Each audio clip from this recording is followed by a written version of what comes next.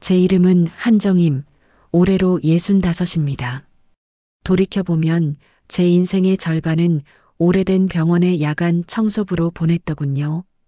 손에서는 늘 지독한 락스 냄새가 떠나지 않았고 수시는 무릎은 매일 밤 저를 잠 못 들게 했습니다. 하지만 그것이 제가 살아가는 방식이었기에 단 한 번도 불평한 적이 없었죠. 그런데 그날 밤 제 앞에 놓인 작은 화면 하나가 그 모든 인내의 시간을 송두리째 바꿔놓았습니다. 병원 중앙 관제실의 폐쇄회로 텔레비전 모니터였어요. 화면 속에서는 제 며느리 오지윤이 눈물을 뚝뚝 흘리고 있었습니다. 정말 시어머니께 최선을 다했다고 떨리는 목소리로 누군가에게 하소연하고 있었죠. 하지만 저는 알 수 있었습니다. 그 눈물이 결코 진짜가 아니라는 것을요. 보안요원 정용만 씨가 화면을 정확히 한 지점에서 멈췄습니다. 지훈이 제 침대 옆 서랍을 열고 약병에 손을 대는 바로 그 순간이었죠. 저는 숨을 죽인 채 그 정지된 화면을 바라보았습니다. 가슴속 깊은 곳에서부터 무언가 뜨거운 것이 울컥 치밀어 올랐어요. 그것이 분노였는지 아니면 처절한 슬픔이었는지 지금도 잘 모르겠습니다. 다만 한 가지 확실한 것은 제가 억지로 외면해왔던 모든 의심이 비로소 마침표를 찍었다는 사실이었죠. 관제실 안은 깊은 정적에 휩싸여 있었습니다. 낡은 형광등이 지직거리며 깜빡이는 소리만이 유일한 소음이었어요. 제 옆에 버팀목처럼 서 있던 용만 씨는 아무 말도 하지 않았습니다. 그저 제가 받을 충격을 염려하는 듯한 눈빛으로 묵묵히 저를 지켜볼 뿐이었죠. 한참의 침묵 끝에 제가 먼저 입을 열었습니다. 이 영상 백업이 되었느냐고요. 용만 씨는 말없이 고개를 끄덕이며 다 저장되어 있다는 대답을 해주었습니다. 저는 그제야 참았던 숨을 길게 내쉬었습니다. 그 한숨과 함께 그동안 억눌러왔던 모든 감정이 한꺼번에 쏟아져 나오는 것 같았어요. 눈물이 왈칵 터져 나올 것 같았지만 저는 이를 악물고 참았습니다. 지금은 울 때가 아니었거든요. 아직은요. 용만 씨가 다시 영상을 재생하자 화면 속 지훈의 얼굴이 가까이 확대되었습니다. 그녀는 주위를 살피며 약병을 열고 있었어요. 미세하게 떨리는 손길이었지만 망설임은 없었죠. 익숙하게 알약을 꺼내 다른 것으로 바꿔치기 하는 그 장면을 보는 동안 제 온몸의 피가 차갑게 식어가는 것 같았습니다. 제가 유일한 가족이라 믿었던 사람이 저를 해치려 했다는 그 끔찍한 진실이 도무지 믿기지가 않았거든요. 용만 씨가 제게 경찰에 제출할 것인지 조용히 물어왔고 저는 당연하다는 듯 고개를 끄덕였습니다. 그가 한 짓을 세상이 알아야만 했습니다. 그날도 저는 병원 복도 구석에 쪼그려 앉아 걸레를 헹구고 있었습니다. 시계는 이미 새벽 2시를 가리키고 있었죠. 인적이 끊긴 복도는 텅 비어 있었고 차가운 형광등 불빛만이 바닥을 하얗게 비추고 있었습니다. 얼음장 같은 물에 담근 제 손은 이미 감각이 없을 정도로 빨갛게 부어올라 있었어요. 지병처럼 달고 사는 무릎의 통증은 그날따라 유난히 더 심하게 저를 괴롭혔습니다. 하지만 일을 끝내기 전까지는 멈출 수 없었죠. 그때였습니다. 복도 끝에서 나지막한 목소리가 들려온 것은 너무나 익숙한 제 며느리 지윤의 목소리였어요. 그녀는 야간 근무 중인 간호사와 이야기를 나누고 있었습니다. 저는 저도 모르게 걸레를 짜던 손을 멈추고 귀를 기울였죠. 어머니는 냄새가 좀 심하지 않으시냐는 제 심장을 꿰뚫는 듯한 목소리가 들려왔습니다. 청소 일을 하시니 어쩔 수는 없지만 집에 오시면 좀 그렇다는 말이 이어졌어요. 순간 제 가슴이 철렁 내려앉았습니다. 냄새라니요. 제게서 냄새가 난다고 제 며느리가 그렇게 생각하고 있었다니요. 손이 부들부들 떨려왔습니다. 간호사가 맞장구를 치며 힘드시겠다는 위로의 말을 건넸고 지우는 깊은 한숨과 함께 시어머니시니 참아야 하지 않겠냐며 대화를 마무리 짓더군요. 저는 그 자리에서 돌처럼 굳어버렸습니다. 차마 뒤를 돌아볼 용기가 나지 않았어요. 만약 고개를 돌려 그녀와 눈이 마주치기라도 한다면 제가 모든 것을 들었다는 사실을 들켜버릴 테니까요. 그래서 저는 아무것도 듣지 못한 척 그저 묵묵히 걸레를 계속 헹궜습니다. 양동이 안에서 물이 철벅거리는 소리가 제 심장 소리처럼 크게 울렸죠. 제 눈에서도 뜨거운 무언가가 떨어질 것 같았지만 저는 또다시 꾹 참았습니다. 여기서 울면 모든 게 무너질 것만 같았거든요. 지훈의 발소리가 멀어지고 나서야 저는 겨우 고개를 들 수 있었습니다. 복도는 다시 원래의 고요함을 되찾았고 깜빡이는 형광등만이 저를 내려다보고 있었죠. 저는 제 두 손을 내려다보았습니다. 세월의 흔적이 고스란히 새겨진 주름지고 거친 손이었어요. 손톱 밑까지 깊게 밴 락스 냄새가 코를 찔렀습니다. 그래, 나에게서 냄새가 나겠지. 평생을 이렇게 살아왔으니 당연한 일이었어요. 하지만 그것이 대체 무의 그리 잘못된 일이란 말입니까? 땀 흘려 일하는 사람에게서 땀 냄새가 나는 것은 당연한 이치라고 생각하며 살아왔는데 말이죠. 저는 걸레를 들고 다시 복도를 닦기 시작했습니다. 무릎을 꿇고 바닥을 문지르는 동작 하나하나에 분노와 서러움을 담았어요. 손에 힘을 줄수록 쑤시는 무릎이 비명을 질렀지만 저는 아랑곳하지 않았습니다. 이것이 제가 할 수 있는 유일한 저항이었으니까요.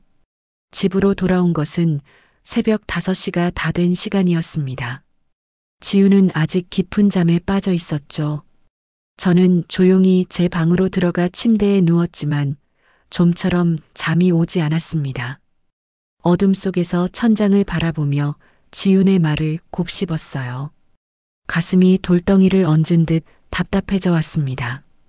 아침이 되자 지훈은 언제 그랬냐는 듯 밝은 표정으로 제게 인사를 건네더군요. 아침을 차려주겠다는 그녀의 말에 저는 고맙다고 대답했지만 속으로는 차가운 냉소를 삼켰습니다. 겉과 속이 다른 그녀의 모습에 소름이 돋을 지경이었어요. 하지만 저는 티를 내지 않았습니다. 아직은 때가 아니라고 생각했죠. 모든 것을 알게 된 지금 저의 무지는 가장 강력한 무기가 될 터였습니다. 그 굴욕적인 사건이 있은 지 며칠 뒤의 일이었어요. 저는 통증이 심해진 무릎에 파스를 붙이며 방에서 쉬고 있었습니다. 그때 지훈이 방문을 두드리며 잠시 들어가도 괜찮겠냐고 물어왔죠. 들어오라는 제 대답에 지훈은 서류 뭉치를 든 채 방으로 들어섰습니다. 그녀는 제 침대 옆에 걸터 앉으며 요즘 보험을 정리하고 있는데 어머니 것도 혹시 몰라 준비했다는 말을 꺼냈어요. 저는 의아한 표정으로 그녀가 내민 서류를 받아들었습니다. 낯선 용어들로 가득한 보험 청구 관련 서류였죠. 여러 장의 서류를 넘기다 보니 수익자 서명란에 또렷하게 적힌 오지훈이라는 이름 석자가 제 눈에 들어왔습니다. 이게 대체 무슨 서류냐고 묻자 지훈은 환하게 웃으며 설명을 시작하더군요. 어머니의 만약을 대비하는 것이라면서 나중에 병원비 같은 것이 필요할 때 바로 쓸 수 있도록 미리 준비하는 것이라고 했습니다. 저는 서류 위에서 눈을 떼지 못했습니다. 무언가 석연치 않은 구석이 있었어요. 왜 아들도 아닌 며느리가 수익자로 되어 있는 것인지 묻고 싶은 말이 목구멍까지 차올랐지만 차마 입 밖으로 내지는 못했습니다. 저를 바라보는 지훈의 눈빛이 그 어느 때보다 날카롭게 느껴졌기 때문이었죠. 여기에 사인만 해주시면 된다면서 지훈이 펜을 건넸습니다. 저는 떨리는 손으로 펜을 받아들고는 삐뚤삐뚤하게 제 이름을 적어 내려갔습니다. 겉으로 보기에는 거절할 만한 마땅한 이유를 찾을 수 없었기 때문이에요. 고맙다는 말을 남기고 서류를 챙겨나가는 지훈의 뒷모습을 보며 저는 찝찝한 기분을 떨칠 수가 없었습니다. 하지만 그것이 단순한 기우이기를 바랐을 뿐 뚜렷한 확신은 없었죠. 그날 밤 저는 화장실에 가기 위해 방을 나오다 거실에서 들려오는 통화 소리에 걸음을 멈췄습니다. 소파에 앉아 낮은 목소리로 통화를 하고 있는 사람은 지훈이었어요. 저는 복도 벽 뒤에 몸을 숨긴 채 그녀의 대화에 귀를 기울였습니다. 응, 서류는 다 받았다는 말과 함께 이제 보험금을 받을 준비는 다 되었다는 충격적인 내용이 들려왔어요. 시어머니가 뭘 알겠냐며 그냥 시키는 대로 사인했다는 비웃음. 섞인 목소리에 제 심장이 바닥으로 곤두박질 치는 듯 했습니다. 보험금이라니요. 저를 이용해서 보험금을 타내려는 속셈이었던 겁니다. 손발이 차갑게 식어가는 것을 느꼈죠. 지훈의 이야기는 거기서 그치지 않았습니다. 집 명의도 곧 바꿀 것이라면서 어차피 나중에는 다 자신들의 것이 될 거라는 말까지 서슴지 않았어요. 저는 그 자리에서 얼어붙고 말았습니다. 제가 평생을 바쳐 마련하고 아들과 함께 살았던 이 집마저 빼앗으려 하고 있었던 거예요. 가슴속에서 뜨거운 분노가 부글부글 끓어올랐지만 저는 주먹을 쥔 채 참아냈습니다. 아직은 제가 모든 것을 안다는 사실을 드러낼 때가 아니었으니까요. 저는 소리 없이 방으로 돌아와 침대에 걸터 앉았습니다. 이제 어떻게 해야 하는가? 누구에게 이 사실을 말해야 하는가? 머릿속이 복잡하게 엉켜들었지만 뾰족한 수가 떠오르지 않았습니다. 세상 사람들이 과연 제 말을 믿어줄까 싶었거든요. 다음날 병원에 출근해서도 일에 집중할 수가 없었습니다. 멍하니 걸레를 짜고 있는데 정용만 씨가 다가와 괜찮으시냐며 제 안색을 살피더군요. 저는 그에게 모든 것을 털어놓고 싶었지만 차마 입이 떨어지지 않았습니다. 그저 피곤해서 그렇다는 말로 얼버무릴 수밖에 없었죠. 그의 걱정스러운 눈빛을 뒤로하고 복도 창밖을 바라보는데 문득 한 가지 생각이 스쳐 지나갔습니다. 병원의 폐쇄회로 텔레비전, 그리고 아들이 제 방에 달아주었던 작은 카메라. 어쩌면 그것이 이 모든 의심을 풀어줄 유일한 열쇠가 될지도 모른다는 생각이었습니다. 집으로 돌아오자마자 저는 제 방 구석에 설치된 작은 카메라부터 확인했습니다. 몇 년 전 아들이 혼자 계시는 어머니가 걱정된다며 달아준 것이었죠. 당시에는 유난스럽다고 생각했지만 지금은 아들의 그 마음이 얼마나 고마운지 몰랐습니다. 카메라에서는 여전히 작은 빨간 불빛이 깜빡이고 있었어요. 제대로 작동하고 있다는 신호였죠.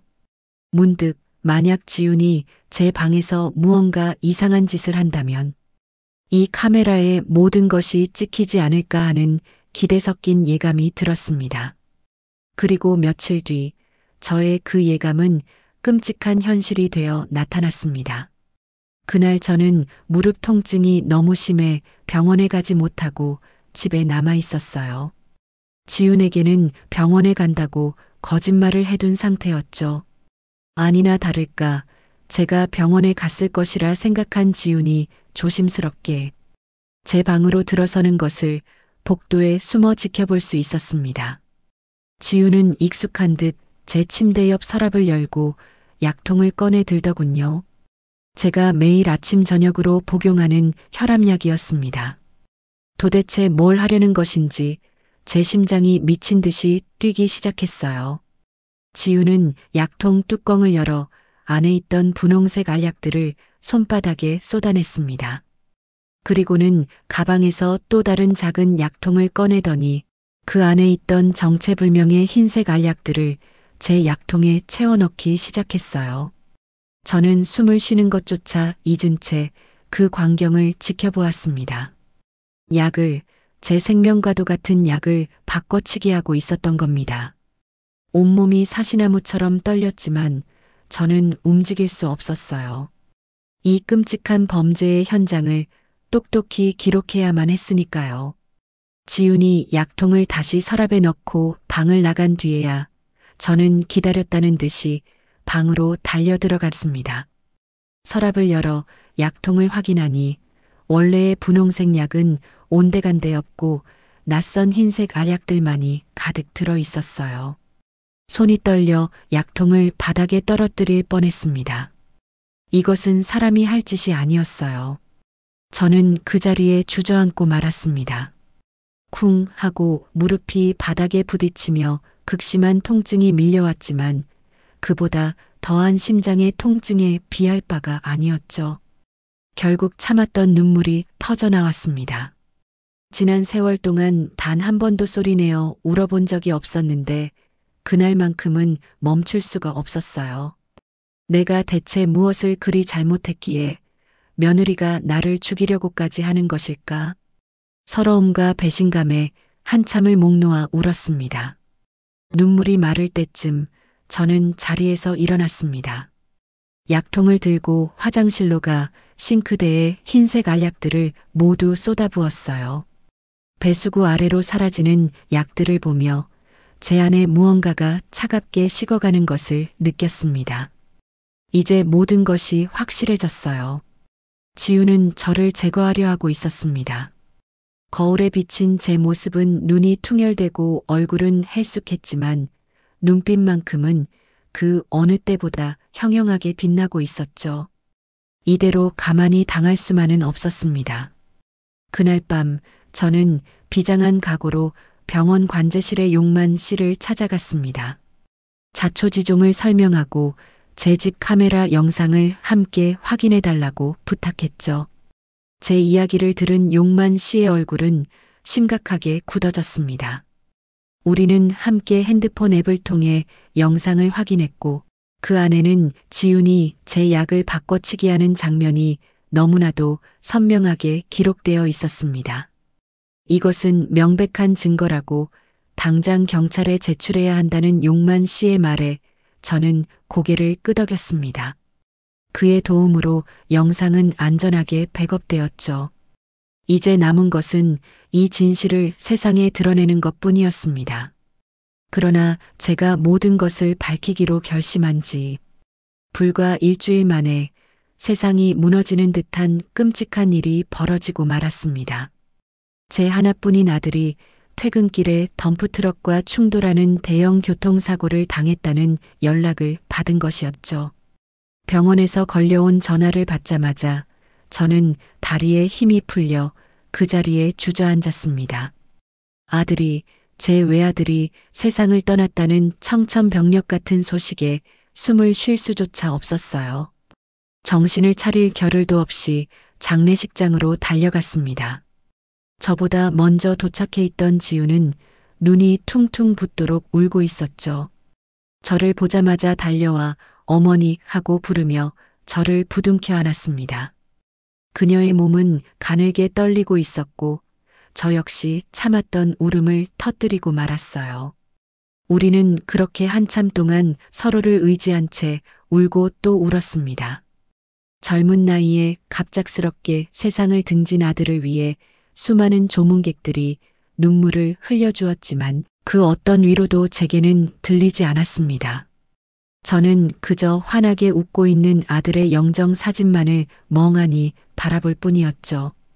이제 저 웃는 얼굴을 사진으로밖에 볼 수 없다는 사실이 제 가슴을 갈갈이 찢어놓는 것 같았습니다.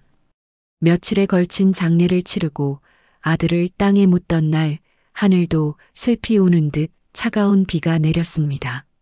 차가운 흙 속으로 아들의 관이 내려가는 것을 보며 저는 멈추지 않는 눈물을 쏟아냈어요.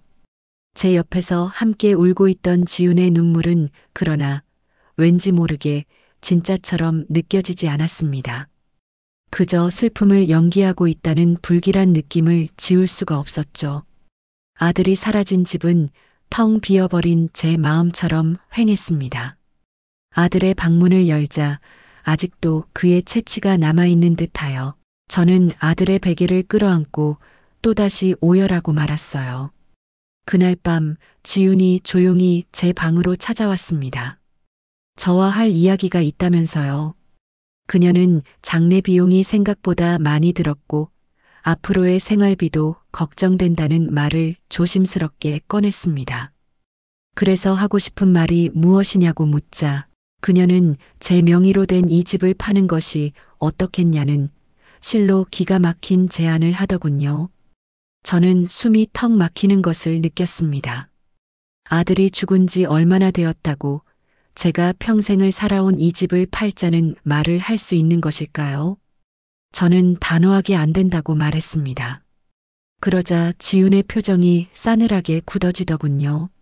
현실적으로 생각하시라는 그녀의 말에 저는 집만큼은 절대 팔 수 없다고 못 박았습니다.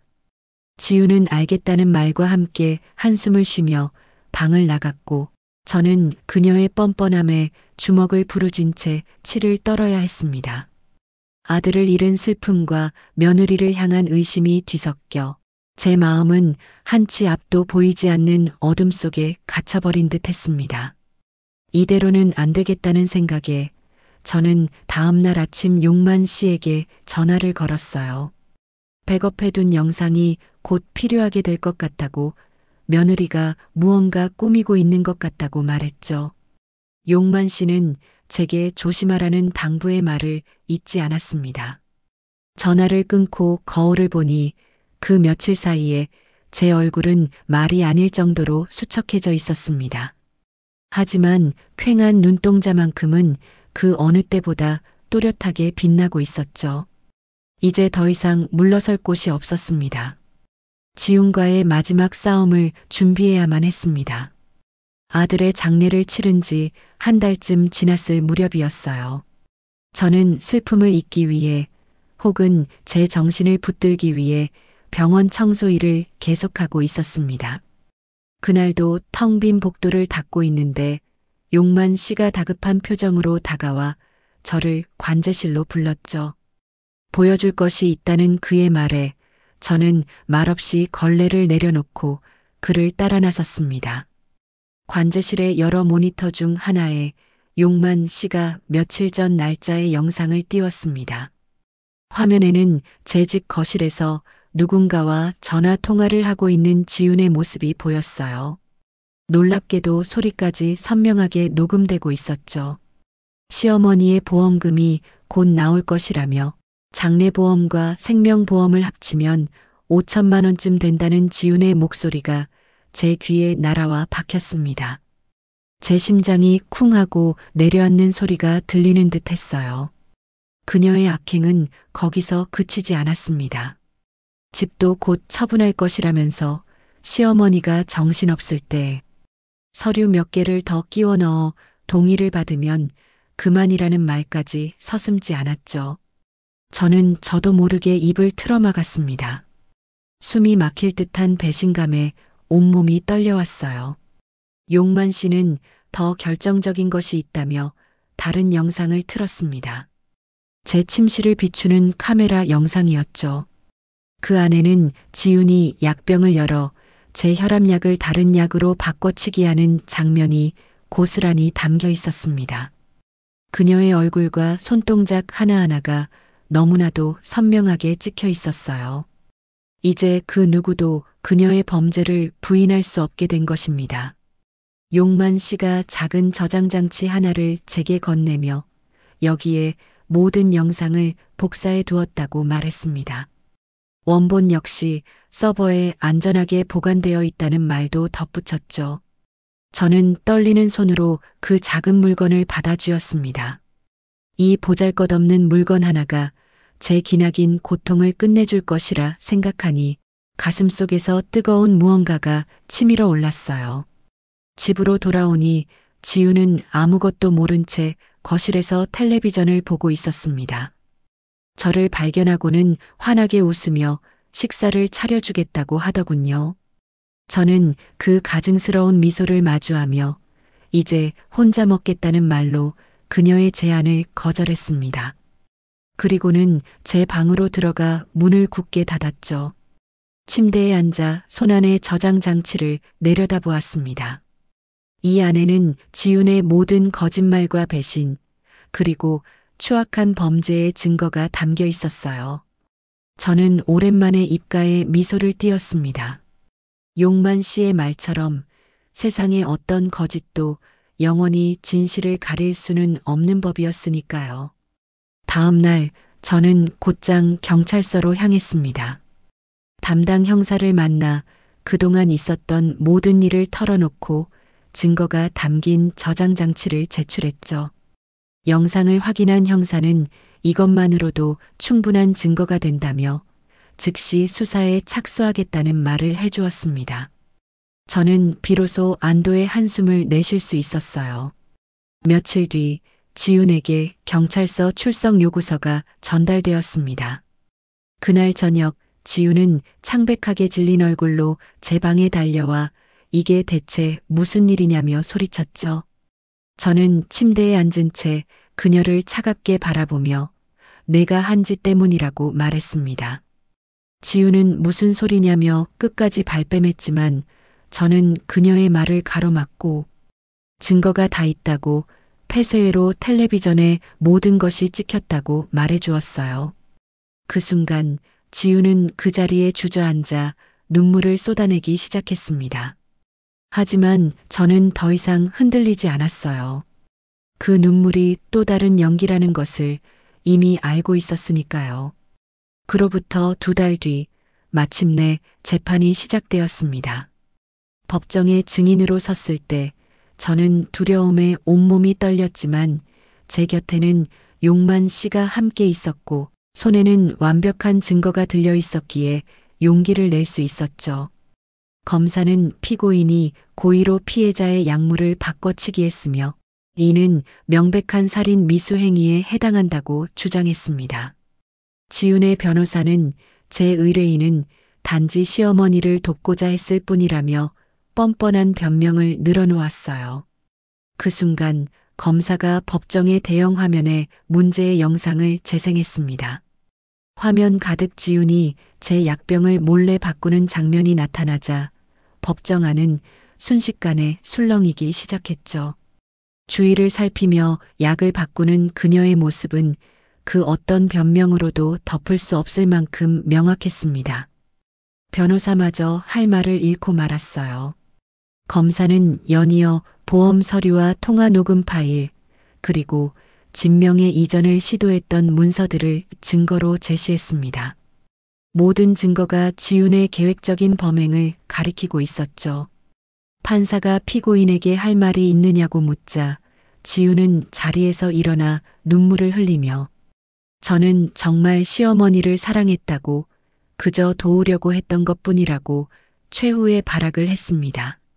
하지만 판사는 녹음 파일에서 피고인이 명확하게 보험금과 재산을 언급한 사실을 어떻게 설명할 것이냐며 그녀의 주장을 일축했습니다. 지훈은 아무런 대답도 하지 못한 채 입술만 파르르 떨고 있었죠. 증인석에 선 용만 씨는 자신이 병원 보안요원으로서 이 영상의 진위를 보증하며 어떤 조작도 가해지지 않은 원본임을 차분하게 증언했습니다.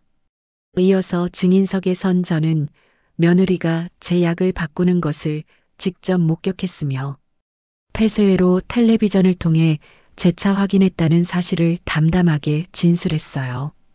왜 바로 신고하지 않았느냐는 검사의 질문에 저는 잠시 망설이다가 믿고 싶지 않았기 때문이라고 제 며느리가 설마 그럴 리가 없다고 생각했기 때문이라고 솔직하게 대답했습니다.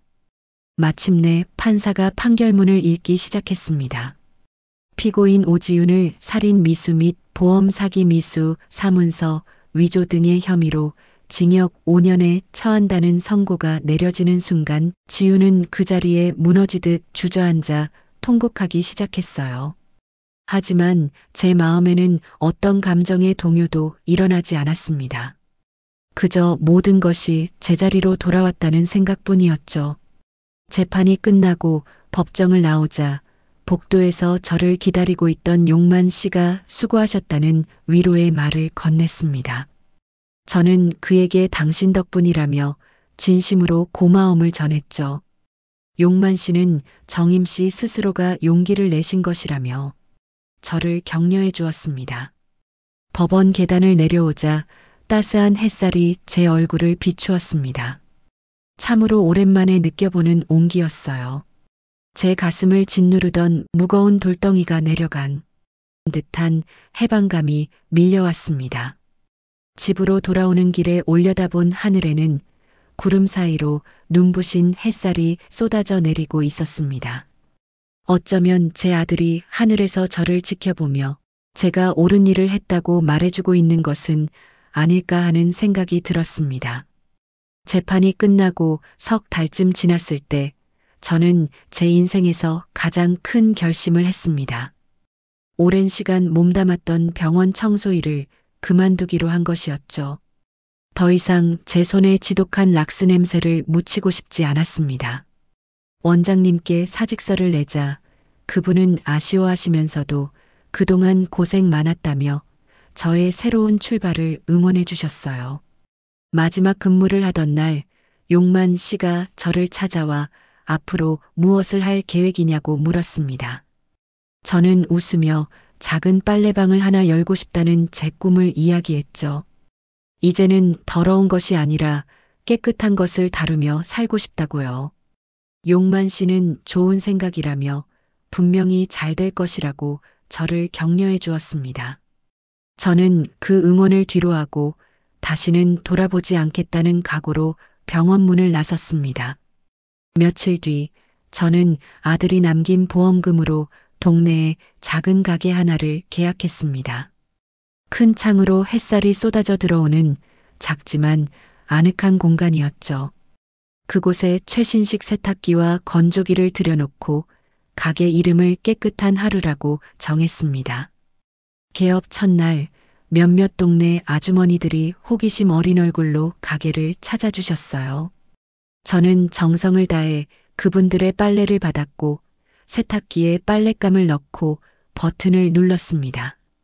세탁기가 힘차게 돌아가는 소리가 제게는 마치 새로운 삶의 시작을 알리는 축포처럼 들렸습니다. 락스 냄새 대신 가게 안을 가득 채운 향긋한 세제향을 깊이 들이마시며 저는 이것이 바로 제가 꿈꾸던 새로운 삶의 냄새라는 것을 깨달았습니다. 어느 비 오는 날 저는 가게 창가에 서서 유리창을 타고 흘러내리는 빗방울을 바라보았습니다. 세탁기 돌아가는 소리와 빗소리가 어우러져 만들어내는 평화로운 분위기 속에서 문득 감옥에 있을 지훈을 떠올렸죠. 그녀가 자신의 잘못을 뉘우치고 있을지 아니면 여전히 억울해하고 있을지는 알 수 없었습니다. 하지만 이제 더는 상관없는 일이었어요. 그녀의 인생은 온전히 그녀 자신의 선택이었으니까요. 저녁 무렵 마지막 손님의 빨래까지 모두 찾아가고 나면 저는 가게를 청소하며 하루를 마무리했습니다. 몸은 고단했지만 마음만은 깃털처럼 가벼웠죠. 창밖으로 펼쳐진 아름다운 노을을 바라보며 사람은 결국 자신이 행한 대로 돌아오게 된다는 평범한 진리를 다시금 되새겼습니다. 어쩌면 제가 그동안 병원 바닥을 닦으며 문질렀던 것은 더러운 바닥이 아니라 제 고단했던 인생 그 자체였는지도 모릅니다. 이제 제 손에는 락스 냄새 대신 기분 좋은 비누 향이 남아 있습니다. 더러웠던 과거는 깨끗하게 씻어내고 향기로운 미래만을 남기고 싶어요. 하늘의 별이 된 아들이 제가 이렇게 꿋꿋하게 잘 살아가는 모습을 지켜보고 있기를 간절히 바랄 뿐입니다. 혼자가 되었지만 더는 외롭지 않습니다. 이것이 바로 제가 스스로 선택하고 만들어가는 제2의 인생이니까요. 이제 저는 혼자입니다. 하지만 더 이상 외롭다고 느끼지는 않아요. 매일 아침 저는 저만의 작은 빨래방의 문을 엽니다. 아침 햇살이 큰 창을 통해 가게 안으로 쏟아져 들어올 때 저는 살아있다는 충만감을 느끼곤 하죠. 손님들이 맡기는 더러워진 옷가지들을 깨끗하게 만들어 돌려주는 일이 저의 새로운 일상이 되었습니다. 그 소소한 일상 속에서 저는 이전에는 결코 느껴보지 못했던 평온함을 발견하고 있어요. 고요한 가게 안에 앉아 세탁기가 돌아가는 소리를 듣고 있으면 제 마음의 얼룩까지도 함께 씻겨나가는 듯한 기분이 듭니다. 락스의 지독한 냄새가 아니라 깨끗하고 향긋한 비누. 냄새 속에서 하루를 보낼 수 있다는 사실이 얼마나 감사한지 모릅니다. 지난날의 아픔과 상처는 이제 희미한 기억으로만 남아있을 뿐 더 이상 저를 괴롭히지 못합니다. 저는 이번 일을 겪으며 한 가지 중요한 사실을 깨달았습니다. 위선으로 가득 찬 눈물은 진실이라는 조명을 받는 순간 추악한 증거가 되어버린다는 것을요. 한 번의 거짓은 어떻게든 숨길 수 있을지 몰라도 단 한 번 기록된 진실은 결코 사라지지 않고 영원히 남아 모든 것을 바로잡는다는 사실을 말입니다. 지우는 지금쯤 차가운 감옥 안에서 무슨 생각을 하고 있을까요? 자신의 잘못을 진심으로 뉘우치고 있을까요? 아니면 여전히 세상을 원망하고 있을까요? 이제 와서 그런 것들은 제게 더 이상 중요하지 않습니다. 그녀는 그녀가 저지른 죄의 대가를 치르고 있는 것뿐이고 저는 저의 삶을 살아가면 되는 것이니까요. 저는 창밖을 바라보며 저물어가는 노을을 감상합니다. 내일도 저는 어김없이 이 가게의 문을 열 것이고 손님들의 더러운 빨래를 깨끗하게 만들어주며 저의 하루를 채워나갈 것입니다. 특별할 것 없지만 담담하고 따뜻한 이 삶이 지금의 저에게는 더없이 소중합니다. 하늘의 별이 된 아들이 이렇게 다시 일어선 저를 보며 부디 행복해하기를 바랍니다. 어두운 과거의 터널을 지나 비로소 제 이름처럼 곱고 아름다운 인생을 살게 된 저를 말입니다. 이런 끔찍한 일 여러분은 겪어보지 않으셨으면 좋겠습니다. 혹시나 비슷한 아픔을 겪고 계신 분이 있다면 부디 용기를 잃지 마시라는 말씀을 전하고 싶네요. 구독과 좋아요 보내주시는 그 따뜻한 정성에 미리 감사드립니다.